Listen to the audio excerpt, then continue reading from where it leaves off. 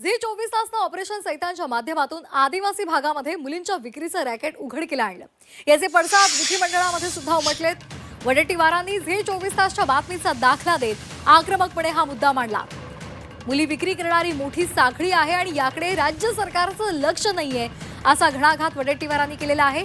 काँग्रेसचे आमदार ज्योती गायकवाड यांनी सुद्धा हा मुद्दा सभागृहात उपस्थित केलेला आहे आणि यावर कारवाई व्हावी अशी मागणी केली आहे। आदिवासी भागामध्ये मुलींच्या विक्रीचं रॅकेट उघडकीस आलं अध्यक्ष महोदय।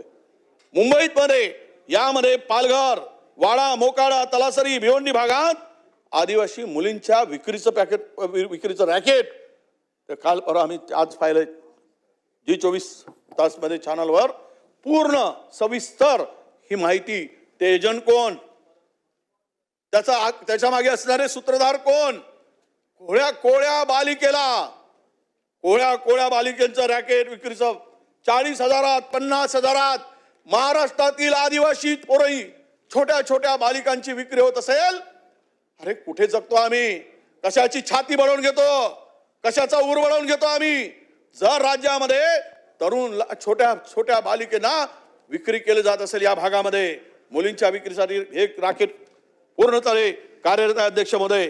दलाले, वीट भट्टी मालक असतील, दुकानदार, टेलर, सरकारला यातून सद्बुद्धी मिळाली पाहिजे। आदिवासी मुलींचं या मुली हेरले जातात। या एक साखळी आहे, पहिली साखळी मुली खरेदी करणाऱ्यांच्या संपर्कात येते, दुसरी साखळी विक्री योग्य मुली तपासलं जातं आणि पहिल्या साखळीत असलेला मुख्य दलाल असतानाच त्याला मोठी रक्कम मिळते आणि दुसऱ्या साखळीतले बहुतांश दलाल हे आदिवासी समाजातील तरुणांना हेरलं जातं।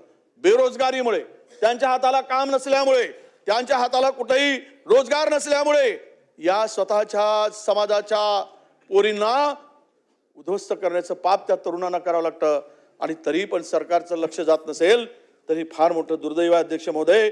या किमान मुलींना 2 वेळा खाण्यापिण्याची सोय नाही, काबाड कष्ट करून शाळा सोडलेल्या मुली, कामगार असणाऱ्या आदिवासी मुली यांचं आयुष्य उद्ध्वस्त करण्याचं काम वाडा, भिवंडी या परिसरामध्ये अध्यक्ष महोदय केलं जात आहे। आदिवासी पाड्यामध्ये पालघर, आजच मी बघितली ती घटना, त्या पालघरमध्ये 14 ते 15 वर्ष अध्यक्ष महोदय 14 ते 15 वर्ष वयाच्या मुलींना फक्त 30 ते 40,000ला विकलं जातं। एवढी भयानक घटना आहे। त्या मुलींचं काय आयुष्य आहे? 14 वर्षाच्या मुली प्रेग्नंट होतात, मुलं त्यांना होतात आणि त्यांची काय अवस्था चालू आहे।